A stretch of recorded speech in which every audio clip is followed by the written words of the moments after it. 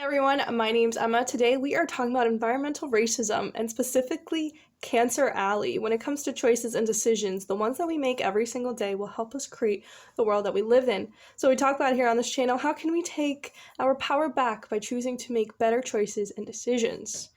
Cancer Alley is a strip from Baton Rouge to New Orleans. I'll put a picture here, and it has over 500 petrochemical plants.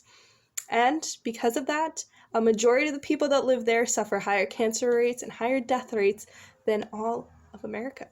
And the majority of the population is minorities. So how does this happen? What happened to create Cancer Alley into this area?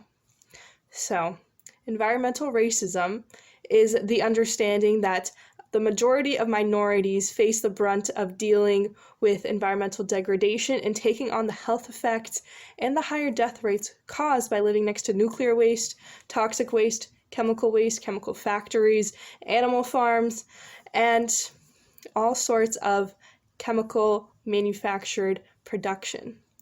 And the reason that so many people that live next to these areas is minorities is because of the segregation built into the housing laws that were created in America. That is what we're going to be talking about next week. But today I want to focus on Cancer Alley and what is happening there and what has been told to keep us from believing or understanding that environmental racism actually exists. So there have been higher cancer rates in that area than anywhere in the entire country. With 500 petrochemical plants, many being owned by Exxon and Chevron, a lot of them have come out with studies of their own trying to explain why cancer is such a big problem there.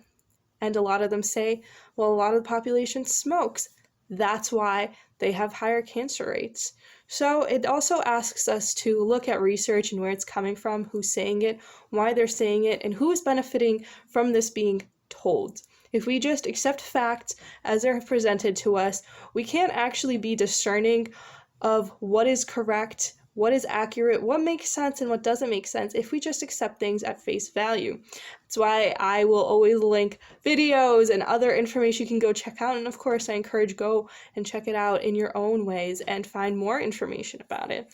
And let's have a real conversation about it and what's going on and what we can all do and learn about it to help create a better place. So Cancer Alley exists because of all these petrochemical plants, and there is this very shocking image of a graveyard right next to one of the plants. And it is just something that stuck with me because it is almost extremely clear to say that a lot of those deaths were caused by these plants. And I want to talk about when we see white smoke coming off of plants, we think that that is really bad.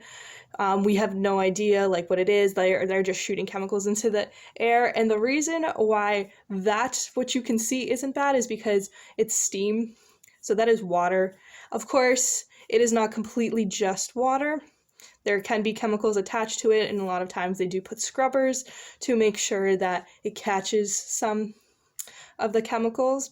But that is not what is the most harmful that comes off of a plant. Granted, there can be other chemicals associated that is in the water, just like how there is acid rain. But what is an even bigger problem is one that we cannot see. So on these tanks, on these huge plants, there's constant leaks that are coming off. And even if these are airtight tanks, there's always some level being distributed and coming off the plants. So there is many chemicals that are used that are very toxic to the human body that create cancer and that build up in the human body. And of course, when a majority of these people that live there for generations because they're not able to afford to move somewhere else, they're not able to go and just move on, they have to be living in these and within a few miles and constantly breathing in that air 24 hours a day. There is many documentaries that talk about environmental racism. I'll link a few below. There's many videos that talk about environmental racism even more. And the truth is that unless we are fully aware of what is happening when it comes to environmental racism, when it comes to racism and how it has been built into the foundation of America, we will never really know what's going on until we acknowledge those and until we see what is happening for what is happening and not trying to say, oh, it happened so long ago, it's no longer a problem. So I will put some statistics here about the death rates in Cancer Alley. There's also 1,800 Superfund sites across the entire country. The majority of the population lives in these conditions, and the thing is, we need to be more careful about what is happening, about what is going on, and to see how it is affecting our lives and the lives of people that we don't interact with, how our own actions are contributing to this. Environmental racism is not just present in America, it's present across the entire world, and we've just taken what we've done here and spread it. And during this month, and during every other month throughout the rest of your life, I hope that you find it in you to sit with this information and to understand it and to implement changes in your own life that can help stop what is going on and help create a better thing, a better place in this world. What are some things that we can all do? Educate ourselves. I'm going to post quite a few different Superfund documentaries down below. And even when Superfund was created, it had a very whitewashed view of it. It had poor white people being affected by this.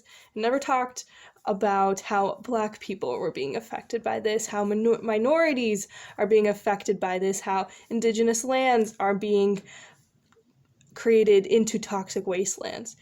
Oftentimes, these documentaries don't talk about it, but it was happening at the same time. It was happening before, and it's continuing to happen today in both poor white neighborhoods and poor Black neighborhoods. But we need to understand what is happening and how it is being handled and how it isn't being handled, how it has continued to perpetuate this little access to good housing, good education, good jobs, and has forced such an important part of our population to be forced into the worst possible imagined situations. Cancer Alley is one of many stories in America that have been hidden from us, but hidden in plain sight, because there is not a single person in America that doesn't live within 50 miles of a Superfund site. This has become an American story, and it has affected the most vulnerable populations first.